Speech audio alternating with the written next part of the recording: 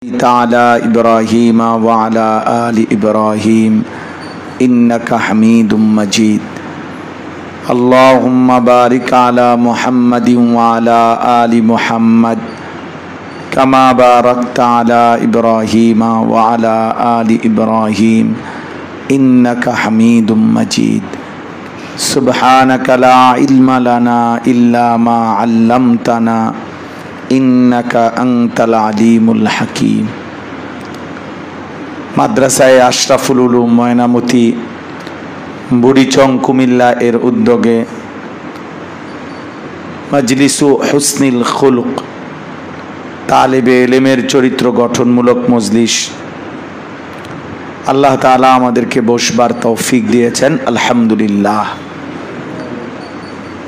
তোমাদের শ্রদ্ধেয় উস্তাদ হযরত মাওলানা রহমতুল্লাহ সাহেব আজকেও যেই গুরুত্বপূর্ণ কিতাব থেকে শোনালেন, গোটা আরব বিশ্বে, গোটা পৃথিবীব্যাপী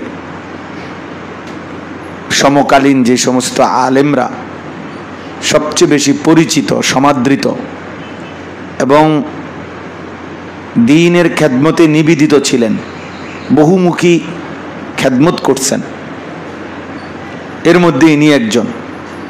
শায়েখ আব্দুল ফাত্তাহ আবু গুদ্দাহ ওনার নাম, রহমতুল্লাহ আলাইহি। অনেক বড় মাফের আলেম ছিলেন, বুজুর্গ ছিলেন, আল্লাহওয়ালা ছিলেন এবং অসংখ্য দ্বীনি খেদমত উনি করছেন। বহু কিতাবাদি উনি লিখছেন, বহু কিতাবাদি, অনেক বেশি মেহনতি ছিলেন, মৃত্যু পর্যন্ত ইলমের খেদমত করছেন। ইন্তেকালের পূর্ব মুহূর্তে যখন প্রচন্ড অসুস্থ ছিলেন, তখনও কিতাব দেখার প্রতি আগ্রহ ছিল। তো আসলে ইলমের প্রতি একটা তৃষ্ণা, আগ্রহ, এটা এই মানুষকে দামি বানায়। যুগ যুগ ধরে শুধু নিয়ম মাফিক অথবা ওস্তাদের প্রেসারে, মা বাবার চাপে, মনের ইচ্ছার বিরুদ্ধে ইলম অর্জন করলে তেমন কিছু হয় না। সময়টাই যা পার হয়, নগদ হয়তো কিছু শব্দ শেখা হয়, কিন্তু ইলম হয় না। ইলম তো আসলে একটা নূর। তো এইটা আল্লাহ তাআলা তাকে দেবে না যে চায় না, তুমি চাচ্ছই না, শুধু শুধু জোর করে তোমারে ইলম দিতেই হবে, এমন ঠেকা লাগলো কেন? আল্লাহ তাআলা যাকে পছন্দ করেন তাকে আল্লাহ তাআলা ইলম দান করে। নবী সাল্লাল্লাহু আলাইহি ওয়াসাল্লাম বলছেন, মান ইউরিদিল্লাহু বিহি খায়রান ইউফাক্কিহহু ফিদ্দীন। বুখারীর হাদিস। নবী সাল্লাল্লাহু আলাইহি ওয়াসাল্লাম বলেন, আল্লাহ তাআলা যার ভালো চান তাকেই আল্লাহ তাআলা দ্বীনের সর্বোচ্চ বুঝ, সমঝ, ফাকাহাত, উচ্চতর পাণ্ডিত্য দান করেন। আল্লাহ যার ভালো চান। ইন্নামা আনা কাসিমুন ওয়াল্লাহু ইউতি। নবীজি বলেন, আমি ইলমের বন্টনকারী আর আল্লাহ তাআলা দান করেন।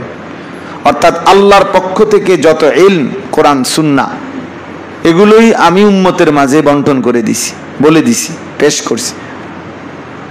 কোরআন এটা, হাদিস এটা, আমল এটা, সুন্নাহ এটা, হালাল এটা, হারাম এটা, সব নবী সাল্লাল্লাহু আলাইহি সাল্লাম উম্মতের মাঝে বিলায় দিছেন, বন্টন করে দিছেন, পেশ করে দিছেন, উপস্থাপন করছেন।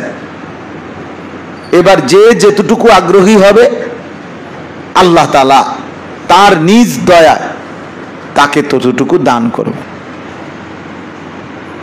তাকে দান করবেন। এজন্য প্রিয় তালেবে ইলম, খামখেয়ালি করলেও সময় যায়, ঘুমাইলেও সময় যায়, পরিশ্রম করলেও সময় যায়, কোনো রাতই থেমে থাকে না, কোনো দিনই থেমে যায় না। এই কিছুক্ষণের মধ্যেই সূর্য ডুবে যাবে, আজকের দিন শেষ। এভাবেই খুব দ্রুততম সময়ে আমাদের হায়াত সময় চলে যাচ্ছে। এই দেখবা কয়েকদিনের মধ্যে তোমাদের নতুন পরীক্ষার ঘোষণা আসবে, আবার বন্ধ, আবার ছুটি, আবার বাড়িতে যাওয়া, আবার ফিরে আসা, আবার বার্ষিক পরীক্ষা, আবার একটা ক্লাস শেষ। তোমার একটা বয়স ছিল 12 বছর, হয়ে গেছে 13 বছর, ছিল 14 বছর বয়সের, হয়ে গেছে 15 বছর। খুব দ্রুত, চোখের পলকে, অল্প সময়ের মধ্যে হায়াত শেষ হয়ে যায়। এই জন্য যার ভিতরে এলেম অর্জনের একটা পিপাসা থাকতে হয়, তলব থাকতে হয়। মূলত তলাবুল ইলমে ফারিদাতুন বলছে। শুধু এলেম অর্জন করা ফরজ না, শুধু এলেম অর্জন করতে পারতা না তুমি। মানে এলেম যদি হয় একটা, যে এটা মোট 10 কেজি ওজনের একটা জিনিস, তো এইটা তুমি যেমনি হোক আস্তে আস্তে ধীরে ধীরে ধীরে ধীরে ধীরে মস্ক করে একটু একটু করে উঠাইয়া হঠাৎ পুরাটা মাথা তুলে লইতে পারছো, যে আলহামদুলিল্লাহ হুজুর, আমি আজকে 15-20 দিন চেষ্টা করছি, পারি না বস্তাটা উঠাইতে, যেহেতু একটু ভারী। আল্লাহর রহমতে আজকে 20 দিনের চেষ্টায় 10 কেজি বস্তাটা এখন আমি আলহামদুলিল্লাহ মাথাত নিছি। এইটা এলেম না। এলেম কোনো এমন কোনো বস্তার কিছু না। এলেম তো সীমাহীন, এলেম তো সীমাহীন, যার কোনো সীমা নাই। আমাদের নবী সাল্লাল্লাহু আলাইহি ওয়াসাল্লাম সহ সমস্ত ইনসানকে আল্লাহ যত এলেম দিছে, আল্লাহ সেটাকেই বলছে কালিল। আমা উতিতুম মিনাল ইলমি ইল্লা কালিলা, তোমাদের সকলকেই এলেম দেওয়া হয়েছে যা তা সামান্য। তো ওই সামান্যর ভিতরে 1.25 লাখ নবীদের এলেম, ওই সামান্যর ভিতরে সমস্ত সাহাবাদের এলেম, ওই সামান্যর ভিতরে সমস্ত উম্মতের এই বড় উলামা কেরামের ইলম, সবটাই কালিল মিল্লা। তো এলেম কত বড়, এলেম কত বিশাল। তো তুমি শুধু এলেম অর্জন করবা কেমনে? এই জন্য তলাবুল ইলম, এলেম তলব করা, শিখতে থাকা শিখতে থাকা শিখতে থাকা, পড়তে থাকা, আরো চাই, হাল মিম মাজিদ, হাল মিম মাজিদ, আর আসেনি, আর আসেনি, আর কিছু আছে কিনা জানার, আর পড়ার কি আছে। মুফতি শফি রহমতুল্লাহ আলাইহি বলছেন, দারুল উলুম দেওবন্দ মাদ্রাসার লাইব্রেরিতে, এমনিতে পৃথিবীর সবচেয়ে সমৃদ্ধ লাইব্রেরি, কুতুবখানা। দারুল উলুম তো দারুল উলুম, দেওবন্দ তো দেওবন্দি, সারা পৃথিবীর সমস্ত এলেমের একটা মূল মার্কাজ হলো দারুল উলুম দেওবন্দ। সারা পৃথিবীর যেখানে যত কিতাব, দ্বীনি পুস্তকাদি ছাপানো হয়, সবাই তো তাবার রুকান, বরকতান বলা যায়, ওখানে দিয়া যায়। তো মুফতি শফি রহমতুল্লাহ মেরে ওয়ালিদ মেরে শায়েখ এই কিতাবে আছে, আমার আব্বা আমার শায়েখ, অনেক সুন্দর বই। তো এইখানে আছে যে হযরত বলছেন, দারুল উলুম দেওবন্দের লাইব্রেরি এত বড় বিশাল, যে এগুলার এটার পিছনে লাস্ট মাথায় একটা বা দুইটা আলমারি এমন আছে, যেই আলমারির মধ্যে কিতাবগুলো হলো দারুল উলুম দেওবন্দের ফেলে দেওয়া সিরা। কোনোটার অর্ধেক আছে, কোনোটার 10 পৃষ্ঠা আছে, কোনোটার 20 পৃষ্ঠা নাই, কোনোটার শুরু দিয়া নাই, ফিসি দিয়া নাই, সিরা অব্যবহৃত অপ্রয়োজনীয় যেগুলা, এগুলো পিছনের আলমারিগুলোতে 2-1টা আলমারির মধ্যে পড়েছিল। এগুলা কেউ পড়ে না, ধরে না। মুফতি শফি রহমতুল্লাহ আলাইহি বলেন, আমি দিনের পর দিন, রাতের পর রাত, আমি সেই কিতাবগুলো, এই সিরা যেখান দিয়ে যে দূর পাইছি, এগুলাও আমি পড়ছি, এবং খোদার কসম আমি সেখানেও অনেক মণি মুক্তার সন্ধান পাইছি।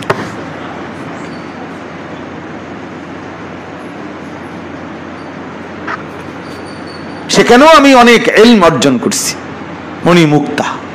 কি পড়াটা পড়ছে চিন্তা করো, কি মেহনতটা করছে ওনারা, ভেবে দেখো ইলমের জন্য কি পরিমাণ কষ্ট করছে। একটা একটা পৃষ্ঠা ছিঁড়া ফেলে দেওয়া। সৈয়দ আবুল হাসান আলী আন-নদভী রহমতুল্লাহ আলাইহি বলেন, আমাদের আকাবির, তিনি বলেন যে ছোটবেলায় আমার পরিবারে আমি সবাইকে দেখতাম, সবাই কিতাব পড়তো, আমি তখন ছোট, অল্প অল্প কথা বলতে পারি, বুঝি, 8-10 বছর বয়স। ওনার ফ্যামিলি তো ঐতিহ্যবাহী ফ্যামিলি ছিল, বহু বড় আলেমের খানদান ছিল। তো সবাই বই পড়তো, আর সবার ছোট ছোট, উনি বলছেন যে আমার ফ্যামিলির প্রত্যেকেরই ছোট ছোট আলমারি ছিল। আলমারিতে সবাই নিজ নিজ বই সংরক্ষণ করতো, তাগো কিতাব এগুলা। আমার তেমন কিছু ছিল না। কত আমার বাড়িতে একজন মেহমান আসছে বাসায়, বাড়িতে উনি আমার একটা টাকা বা একটা রুপি, সামান্য কিছু টাকা দিছে হাদিয়া কিছু খাইতে। এখন আমি সামান্যই টাকাটা দিয়ে, তা আমি চিন্তা করছি আমার ঘরের সামনে, উনি বলছেন আমাদের বাড়ির সামনে একটা ওষুধের দোকান ছিল, ফার্মেসি আর কি, ঔষধের দোকান ছিল। এখন এই কিতাব বা বই কোত্থেকে কিনতে হয় আমি সেটাও জানতাম না। আমিও তখন ওই ওষুধের দোকানে, আমার বাড়ির সামনেই যেহেতু, ওখানে গিয়া বলছি যে আমাকে এই টাকার, মানে এই যে টাকা ওনাকে দিছে এই টাকার বই দেন, এই টাকা আমাকে বই দেন। তো সৈয়দ আবুল হাসান আলী নদভী রহমতুল্লাহ বলছে ওই দোকানদার আমার এই আগ্রহ দেখে এত খুশি হয়েছে যে হায় বাচ্চা কই কি, কত তখন দোকানদার ঔষধ কোম্পানির থেকে যে ওষুধের নামওয়ালা ছোট্ট ক্যাটালগ, ওষুধের নাম যেখানে আছে, দাম আছে, এমন একটা ছোট্ট বই 8-10 পৃষ্ঠার হয়তো, উনি আমারে এটা দিছেন আর আমার টাকাটাও আমার হাতে দিছেন। বলছে বাবা তোমার টাকাও তোমাকে ফেরত দিলাম, তোমাকে বইও দিলাম। হ্যাঁ, তিনি বলেন আমি খুব মজা পাইলাম, খুশি হইলাম যে টাকাও ফেরত পাইলাম, বইও পাইলাম, বইটাও একটা বইও পাইলাম। সেইটাই আমি আইসা আমার ছোট্ট পরিবারের কাজ যেন ফেলে দেওয়া, উনি বলছে যে একটা আলমারি ভাঙ্গা গেছে ছোট্ট, এটা ওনারা ফেলে দিছিল, আমি সেটা একটু ঠিকঠাক কইরা আমার হিসাবে রাখছি, ওইখানে আমি প্রথম আমার এই কিনা বইটা রাখছি, এই ওষুধ কোম্পানির কি ওষুধের লিস্ট। তিনি বলছেন পরবর্তীতে যখন আমার বুঝ হয়েছে তখন আমি এটা দেখা বহু হাসছি যে হায় হায় আমার এটা কি দিল, ছোটবেলা কি আগ্রহ ছিল শেখার প্রতি, এলেমের প্রতি, এলেম অর্জনের প্রতি।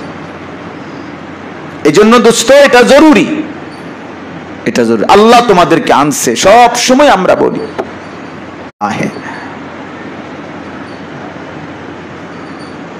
জিগার মুরাদাবাদী ভারতের একজন বিখ্যাত কবি ছিলেন, তিনি এটা বলছেন যে দেখো আল্লাহর পথে কদম নিজে নিজে চলে না, কোনো একজন অদৃশ্য কেউ এই কদম, এই পা আল্লাহর দিকে চালায়। নুন ওয়াল কালামি ওয়া মা ইয়াসতুরুন, সেই কলম থেকে এই কলমে কালি আসে, তো তাহলে এই কলম লেখে,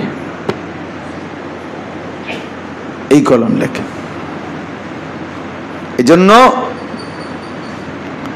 আল্লাহ তাআলা যখন বলায় তো বান্দা বলে, আল্লাহ তাআলা যখন লিখায় তো বান্দা লিখে, আল্লাহ তাআলা যখন ইলম দেয় তো বান্দার ইলম অর্জন হয়।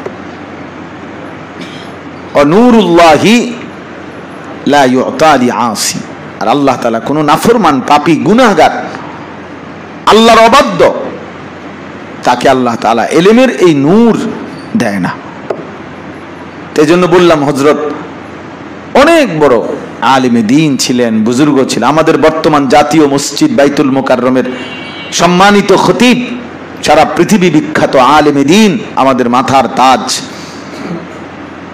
আল্লামা আল হাজ হযরত মাওলানা আব্দুল মালিক হাফিজাহুল্লাহ, উনি সরাসরি ওনার ছাত্র, ওনার উস্তাদ শেখ আব্দুল ফাত্তাহ বুগুদ্দা, এই ওনার লিখিত এই বইটা মিন আদাবিল ইসলাম, ইসলামের সামাজিক আদাব। এজন্য আলহামদুলিল্লাহ এই দুইটা বই হাকিমুল উম্মত মুজাদ্দিদুল মিল্লাত হযরত মাওলানা শাহ আশরাফ আলী থানভী রাহমাতুল্লাহ আলাইহির আদাবুল মুআশারাত এবং শেখ আব্দুল ফাত্তাহ বুগুদ্দা রাহমাতুল্লাহ আলাইহির মিন আদাবিল ইসলাম, এই দুইটা বই ইনশাআল্লাহ সারা বছর এই অল্প অল্প করে একটু একটু করে যেন পড়া হয়, আবার শেষ হলে আবার পড়া হবে, আবার শেষ হলে আবার পড়া হবে, যেন আল্লাহ তৌফিক দিলে এমনও হইতে পারে তুমি একজন মাদ্রাসার ছাত্র, আজকে 5 বছর পড়তেছ, হইতে পারে ইনশাআল্লাহ আল্লাহর দয়ায় এক কথা 2 বার 5 বার 10 বারও তোমার কানে আবার আসবে, আবার আসবে, আবার আসবে। আর বললাম না, একসাথে নিয়ম হইল বাতি, নূর, আলো। এই জায়গা পুরাটা অন্ধকার, দীর্ঘক্ষণ যাবত মনে করো অন্ধকার ছিল, কিন্তু সুইচ দিলে লাইট জ্বলে উঠলে, আলো জ্বলে উঠলে এক পলকেই পুরাটা আলোকিত হয়ে যায়।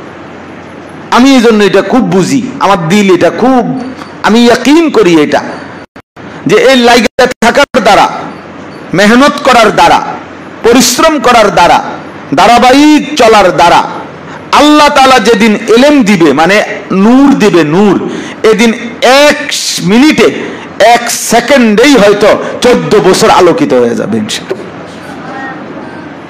তুমি যে গত 12 বছর পড়ছো, হইতে পারে 12 বছর আলো জ্বলে নাই, আলো জ্বলে নাই, বুঝো না, পারো না, দুর্বল, হ্যাঁ, কিন্তু তুমি লাইগাছিলা যে না মালিক আপনি কোন কি আমার, আপনি যদি আমারে দয়া না করেন আমি এই রাস্তা ছাড়বো না, আমি সবার শেষে হইলেও আসি, আমি শেষে হইলেও আসি, আমি 100 কোটি মানুষও যদি আলেম থাকে আমি তাদের শেষ ব্যক্তিটা হইলেও আমি এই রাস্তা ছাড়বো না। তা আল্লাহ তাআলা একদিন দয়া করে বলবে, যা কতজনই তো দিলাম, তা আমার নূরের 1 ফোঁটা তোরেও দেই, যা।